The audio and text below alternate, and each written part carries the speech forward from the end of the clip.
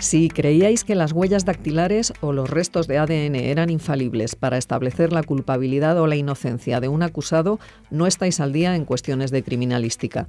Hoy nos acompañan de nuevo José Juan Lucena, que es experto precisamente en criminalística y director de la Escuela de Especialización de la Guardia Civil, y David Teira Serrano, profesor de Filosofía de la Ciencia en la UNED. Los dos nos explicarán qué es esto de la evidencia científica en los informes forenses. Saludamos una vez más a todos los oyentes para hablar de filosofía de la ciencia, esta vez con el coronel José Juan Lucena de la Guardia Civil, un experto en criminalística. ¿Qué tal? Buenas tardes, buenas noches, José Juan. Y con quien les habla, David Teira, del Departamento de Lógica, Historia y Filosofía de la Ciencia. Y está bien que lo diga, puesto que hay un punto de autopromoción en lo que vamos a hacer ahora, y es presentarles un curso que vamos a lanzar gracias a nuestros fabulosos compañeros de UNED Abierta, un curso que titula Informes periciales científicos, cómo interpretarlos, y que lo que pretende es mostrar cuáles son los fundamentos de lógica, probabilidad y derecho que son necesarios para interpretar correctamente un informe pericial. Este tipo de informes que se han hecho tan populares en nuestra cultura a través de series como CSI, pero que, como lo sabrán nuestros oyentes de un programa anterior, son algo más complicados, o al menos así nos lo decía el coronel Lucena, que después de los 26 años que ha pasado en el servicio de criminalística de la Guardia Civil, son más complicados. Sí, bastante más complicados, sí.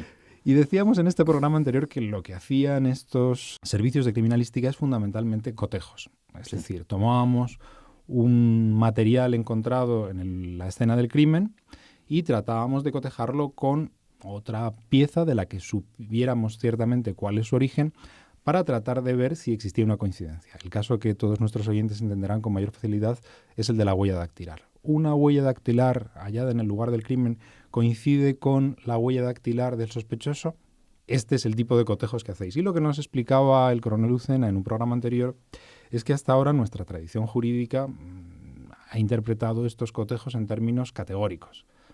Coincide, no coincide, me abstengo. Esto era todo lo que el perito debía decir, y el juez debía pronunciarse sobre la inocencia o culpabilidad del acusado a partir de informes como este. Pero nos explicaba José Juan que la realidad también es algo más compleja, que la ciencia forense ha avanzado a lo largo de los últimos 30 años y que se ha producido una revolución en el planteamiento estadístico que debiéramos utilizar para interpretar estos informes. Uh-huh. Te voy a pedir, a riesgo de aburrirte, que nos recuerdes brevemente en qué ha consistido esta revolución y cómo deberíamos hacer esta interpretación. Bueno, pues intentando explicar lo más fácil que pueda, se trataría de ver que a la hora de valorar si el resultado de un cotejo, podemos decir, es algo que puede soportar, respaldar una hipótesis que es la que defiende el fiscal, es decir, que atribuye al sospechoso la autoría de lo que se ha recogido en la inspección ocular frente a lo que plantea la defensa, que es lo contrario, por decirlo de la manera más sencilla posible, pues a la hora de valorar ese cotejo, ¿verdad? Lo que se trataría es de medir la fuerza que tiene ese cotejo con respecto a esas dos hipótesis.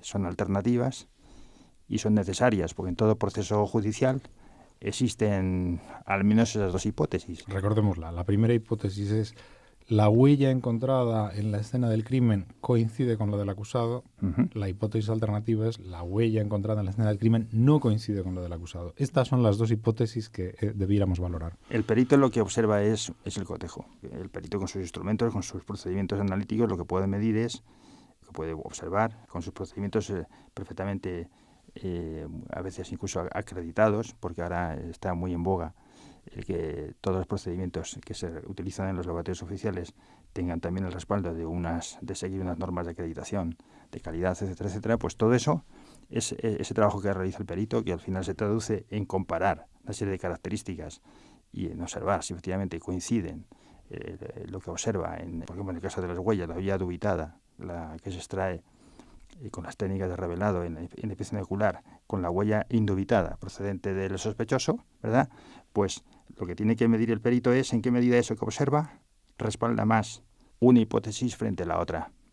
Porque en realidad decir que se observa una similitud, que no hay que olvidar, porque es importante eso resaltarlo, que esto que estamos cotejando es siempre algo finito, limitado. Realmente no, los expertos en huellas no tienen huellas rodadas como las del DNI. Son fragmentos de huellas los que se recogen en los vestigios. Sucias, ruidosas. Eso es lo más común. Es verdad que la huella que puedes tener indubitada puede estar mucho mejor. Limpia y perfecta. Exactamente, puede ser rodada. Pero no cabe duda que el cotejo al final pues está limitado pues a la información que una de esas dos huellas tiene. Y es la que menos información tiene. Con lo cual, el perito realmente tendría que valorar en qué medida puede observar eso, si la hipótesis del fiscal es la correcta, frente a si puede observar lo mismo si la defensa tuviera la razón. De esa manera, está valorando realmente ese cotejo como prueba. Y esa es la clave del asunto. O sea, la clave es comprender que si solamente el perito realiza el cotejo bajo la hipótesis del fiscal, se olvida de esa segunda parte, que es muy importante, que también puede observar exactamente lo mismo y con una explicación totalmente diferente. Efectivamente. Es decir, que frente a la visión tradicional, que es la que predomina en nuestro sistema judicial, según la cual el perito debe decir sí, no o me abstengo, y que el juez decida a partir de este informe, lo que estás proponiendo es que el perito haga una valoración de cómo de probable sería encontrar un cotejo positivo si el acusado efectivamente fuera el autor de la huella, frente a la hipótesis alternativa de la defensa, que es que puede haber un cotejo positivo aun cuando el acusado no esté allí. Correcto. Un cotejo positivo que podría producirse por razones pues, de ruido, es decir, que simplemente la huella sea confusa. Por la naturaleza de lo que examinas, porque, por ejemplo, pues en el caso de ADN, por ejemplo, que es la primera rama de la criminalística, se ha aplicado esta nueva forma de valorar las pruebas. Es conocido que aunque el ADN tiene un poder discriminador espectacular, sin embargo, lo que examina el perito siempre es algo muy parcial de toda esa cadena enorme de información que proporciona el ADN. Es verdad que lo que examina el perito, los kits que utiliza en los laboratorios, es aquella parte de la cadena de ADN más discriminativa, precisamente para efectos de identificación. Pero aún así, todos los expertos en ADN saben que existen cálculos probabilísticos para determinar en qué medida ese perfil que encuentran, y utilizando ese kit, es verdaderamente discriminativo. Y la probabilidad de encontrar otro perfil con las mismas características en la población no es cero. Es decir, estamos hablando del mundo de los falsos positivos y los falsos negativos. Es decir, hasta qué punto las técnicas que utilizamos para efectuar estos cotejos nos permiten evitar falsos positivos, que sería lo que condenaría a un inocente, o falsos negativos, que sería lo que absolvería a un culpable. Bueno, en última instancia sí, porque efectivamente el juez utiliza las pruebas científicas pues como pruebas muy, muy dignas de crédito. Para él son muy importantes, por tanto corroboran las hipótesis que manejan los investigadores, o al revés, pudiera corroborar la hipótesis de la defensa, y eso es lo que le permite al juez tomar una decisión sobre las dos hipótesis importantes que tiene que considerar, pues apoyada en una prueba a la que le concede después el valor, como es una prueba científica. No obstante, hablábamos de la relación de verosimilitud como esta forma nueva de expresar la valoración estadística de un cotejo. Esta forma nueva tiene el inconveniente de que, aunque aparentemente, después de lo que hemos dicho hasta ahora, me parece muy complicado entenderla, en la práctica sí que es complicado entenderla. Porque estamos hablando de comparar dos probabilidades. Una que está enfocada desde el punto de vista del fiscal y la otra de la defensa. Dos probabilidades del cotejo, no de las hipótesis que plantean las partes, sino de lo observado. Y entonces, eso, cuando se cuantifica, porque puede llegar a cuantificarse muchas de las pericias que realmente se hacen en la criminalística, proporciona unos números que son muy distintos de los que estamos acostumbrados a hablar en términos de probabilidad. En términos de probabilidad solemos hablar entre 0 y 1, entre 0% y 100%. Cuando hablamos de LRs, de relaciones de verosimilitud, el rango va de 0 a infinito. Entonces, por ejemplo, en el caso de ADN, pues es muy común que el perito pueda proporcionar cifras de 10 elevado a 21, ¿no? Es decir, un 1 y 21 ceros después, ¿eh? O sea, cifras que incluso cuesta su tiempo escribirlas, ¿no? Entonces, son cifras de tal calibre y son tan distintas de lo que habitualmente solemos manejar que al final estamos en otro mundo. Pero antes de que nuestros oyentes piensen que esto que estamos proponiendo aquí es una idea loca, hemos de decir que es justamente una idea que ya está en marcha. Bueno, Efectivamente, hay países que han dado el paso adelante de implantar todo esto, no solamente dentro del campo del ADN, que ha sido siempre desde el origen implantado, sino en otras ramas de la criminalística. Lo cierto es que para dar esos pasos también hace falta una investigación científica fuerte en esos otros campos de la criminalística. No todos ellos van al mismo ritmo, ni se han desarrollado igual, y por tanto ahí en el campo de experimentación, en este campo, pues está claro que hay muchas diferencias todavía. Pero, por ejemplo, países como Suecia hacía tiempo que decidieron, porque tiene un laboratorio oficial fuerte, cambiar ya de paradigma, y todo lo expresan con esta nueva forma de valorar las pruebas, ¿no? Es decir, cuantificando las relaciones de verosimilitud de las hipótesis. Por ejemplo, también un numeroso número de pruebas en Holanda. En el mundo pericial de Inglaterra y Irlanda y países anglosajones donde se permite que mucho laboratorio privado intervenga en la jurisdicción penal, pues ahí está más extendido, porque del origen de toda esta revolución nace ahí, en Inglaterra. Pero no serían solo razones científicas las que nos moverían a adoptar esta revolución, sino también garantistas. Es decir, se trataría de darle al acusado, ¿no?, diríamos, una mejor posibilidad de defensa, por supuesto, ante la evidencia científica. Los expertos en filosofía del derecho y especializados en el ámbito de la prueba resaltan esto. O sea, cuando ellos hablan de los estándares de prueba, se están refiriendo a que los jueces tienen al final que tomar una decisión sobre, por ejemplo, en este caso, la atribución de un vestigio a un individuo. Estamos hablando de algo que, como hemos dicho en otras ocasiones, parece que es una labor del perito, pero no. Con este nuevo paradigma, esa labor queda clarísimamente en manos de los jueces. Otra cosa es que esa información que el perito da con su relación de verosimilitud o verosimilitudes, pues es muy importante, es necesaria, pero no exclusiva. Necesita el juez, además, lo que se suele llamar la apuesta a priori, si hablamos en términos ya más precisos, ¿no?, dentro de un teorema conocido, que es el teorema de Bayes en forma de apuestas, que es como el paradigma matemático que se utiliza, ¿no?, dentro de esta nueva forma de expresar las conclusiones. Y el juez que quiere tener esa probabilidad de las dos hipótesis importantes respecto al resultado del cotejo, al final, teniendo en cuenta esas probabilidades, puede pronunciarse en su sentencia, puede motivar su sentencia en el sentido de, pues, considerar que esa prueba pericial incrimina al sospechoso o lo contrario. Al final es una decisión que tiene que tomar el juez. Él es el responsable de tomar esa decisión. Es decir, que la revolución conceptual en el ámbito de la criminalística de la que estamos tratando lo que hace es justamente ponderar la evidencia científica en la prueba pericial en términos estadísticos, es decir, utilizando razones de verosimilitudes, y poner, diríamos, esta evaluación de los cotejos a disposición del juez para que, cuando dicte sentencia, valore la prueba pericial en el conjunto de la evidencia contenida en el sumario. De tal forma que la responsabilidad de decidir si un cotejo es positivo o negativo se transfiere del perito, tal y como está ahora, al juez. Efectivamente, así de claro es. Y por eso pues hablamos de revolución, porque es un cambio de mentalidad absoluto. Vamos, o sea, es que creo que hay otro objetivo mejor que ese. Es realmente una revolución.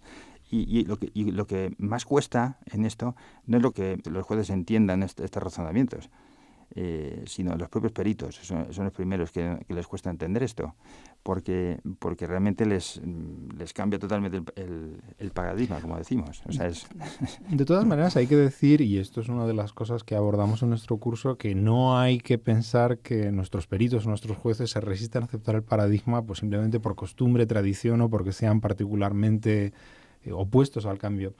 Los psicólogos han estudiado a lo largo de los últimos 50 años cómo razonamos los humanos con la probabilidad y con la lógica, y una cosa que han descubierto es que, frente a lo que pensamos los filósofos, es decir, que todos somos entidades, o sea, todos los seres humanos somos entidades racionales perfectamente capaces de calcular, pues no.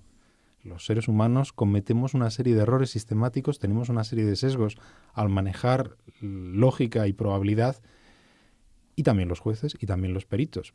Y en el fondo la dificultad de esta revolución que estás planteando es que obliga a jueces y a fiscales a razonar con conceptos que a todos nos cuestan frente a un mundo del que venían en el que podían evitárselo, ¿no? Efectivamente, la forma clásica de expresar las conclusiones de los peritos oficiales en los cotejos, diríamos, les absolvía de hacer ningún esfuerzo intelectual a la hora de interpretar las conclusiones de los informes, porque sencilla y llanamente leyéndolos ya tenían claro cuál era el resultado y aplicaban después sus criterios diferentes, y con eso tenían más que resuelto su problema. Pero efectivamente, con esta nueva revolución les estamos creando ciertamente un problema a los jueces. A partir de ahora tendrán que saber algo más de lógica de raciocinio, porque ciertamente tendrán primero que aceptar que se estaban haciendo mal las cosas antes. Los peritos oficiales seremos, o tendríamos que ser, los encargados de explicarle a los jueces por qué ahora hay que cambiar de forma de pensar. Y lógicamente, pues con un esfuerzo, diríamos, de todos, aceptando que hay que hacer un cambio de paradigma, porque realmente hay razones de fondo de carácter científico, de carácter técnico, de carácter estadístico, que fundamenta ese cambio, ¿verdad? Pues, bueno... Pero recordemos que también de carácter social, igual que en el programa anterior hablábamos de los problemas con las huellas dactilares del 11M, hay casos como el del proyecto Inocencia que muestran que un uso adecuado de la evidencia científica puede absolver a inocentes que fueron declarados culpables. Es decir, el uso de la evidencia científica puede servir para los fines que debe preservar la justicia. Bueno, efectivamente, en ese caso muy conocido, se pudieron hacer pruebas de ADN después de condenas al corredor de la muerte, en bastantes casos de los que han salido a relucir dentro de ese proyecto, ¿no? Que el se proyecto llama Inocencia. Inocencia, promovido por algunas facultades norteamericanas y abogados, ¿no? Al final, efectivamente, al cabo de los años, pues han salido centenares de personas exoneradas después de un pronunciamiento del Tribunal de Apelación anulando la sentencia condenatoria. Entonces, ¿por qué se ha producido todo eso?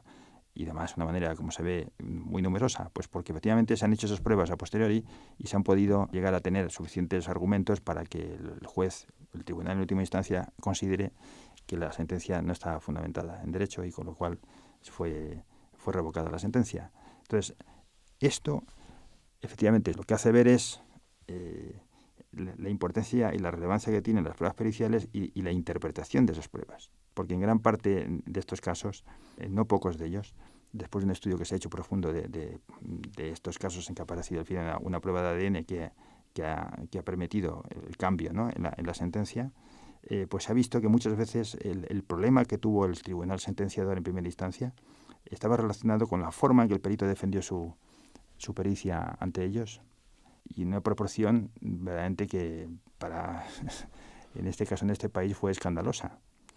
Motivó sin duda una intervención además al más alto nivel del Instituto Nacional de Estandarización de los Estados Unidos, potenciando un estudio muy serio dentro del sistema judicial americano sobre cómo se estaban realmente haciendo las pruebas en ese país.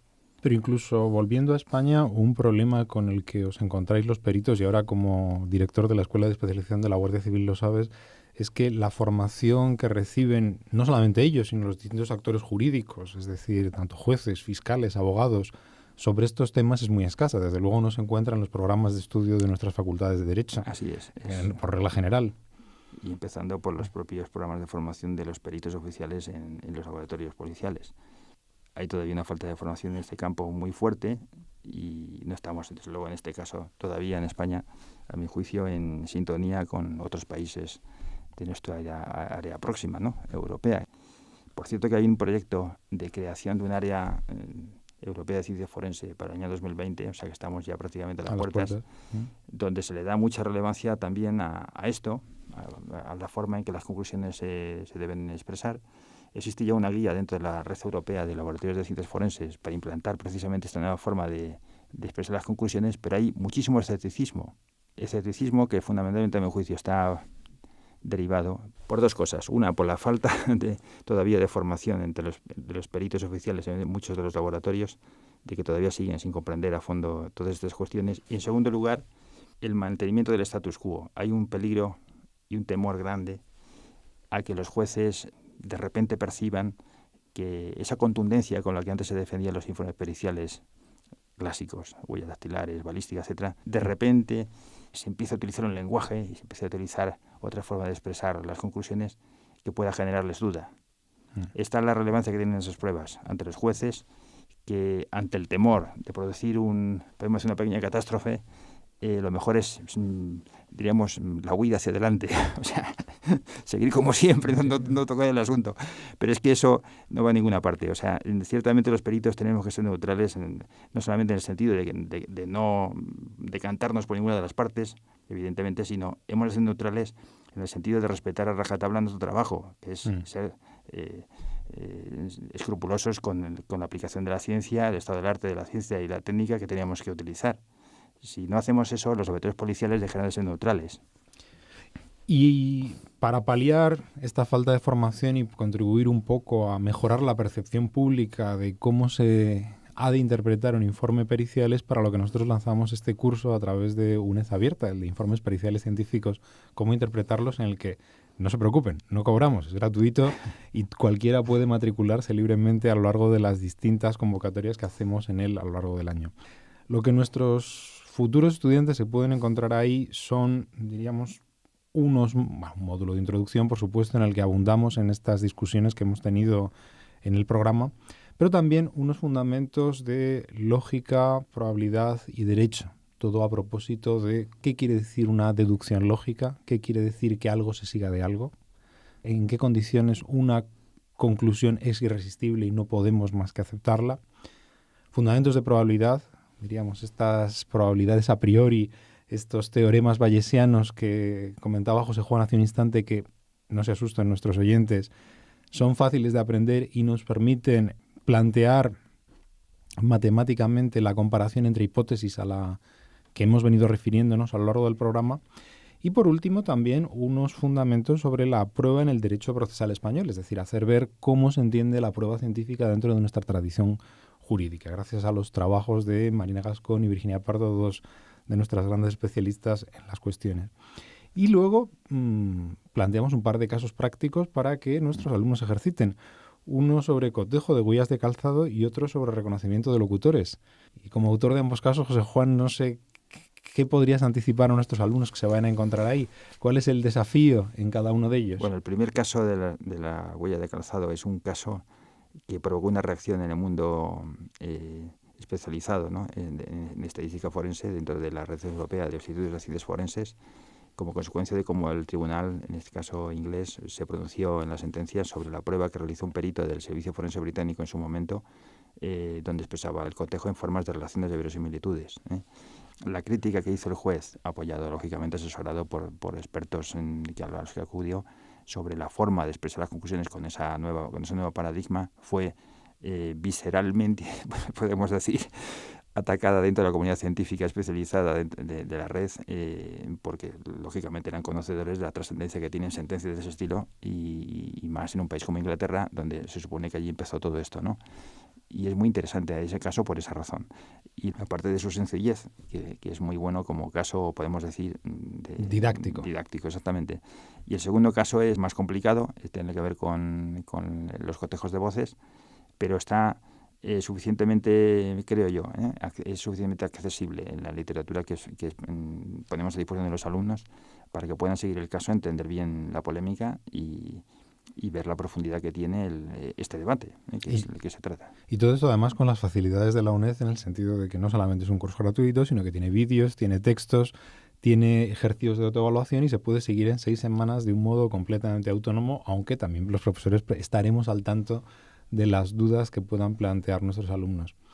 Y con esto lo que pretenderíamos es justamente que la percepción pública, la percepción que existe en nuestro público, en el público español, sobre cómo se maneja la incertidumbre en los informes periciales científicos mejore, y que esta revolución de la que estamos hablando, que ya se ha producido en otros países y que está generalizada en el ámbito anglosajón, de alguna manera penetre también en nuestra cultura jurídica.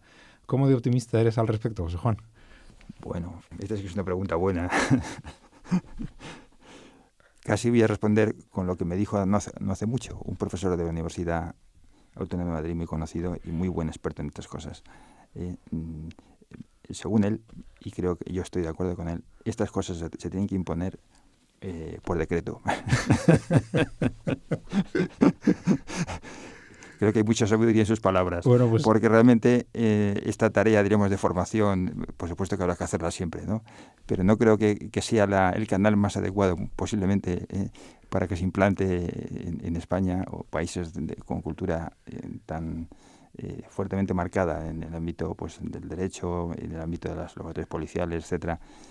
Esto sea, digamos, algo a corto, medio, incluso diría ni a largo plazo. O sea, algo así como un real decreto sería o directiva europea sería todo lo más probable. Bueno, los reales decretos están fuera del alcance de las competencias de la UNED, pero por lo menos trataremos de contribuir a ilustrar a nuestros ciudadanos por si algún día deciden votar tal decreto. Lo bueno es que ya no estamos solos. España no está aislada. Estamos en Europa, estamos en el mundo. O sea, al final, las cosas que son científicamente válidas y sólidas, pues acaban imponiendo por sí mismas. Así que yo, en ese sentido, tengo fe en que eso acabe. Tienes fe en la verdad y en los decretos. Exactamente. Muy bien, José Juan. Pues tenemos que agradecerle al coronel Lucena de la Guardia Civil su participación en este programa y la ayuda que nos ha prestado para poner en marcha este curso, y también animar a nuestros oyentes a que busquen en los estupendos servicios de UNED Abierta el curso Informes Periciales Científicos, cómo interpretarlos y se pongan a prueba y satisfagan su curiosidad sobre todos estos temas. Muchísimas gracias, José Juan. Gracias a ti, David.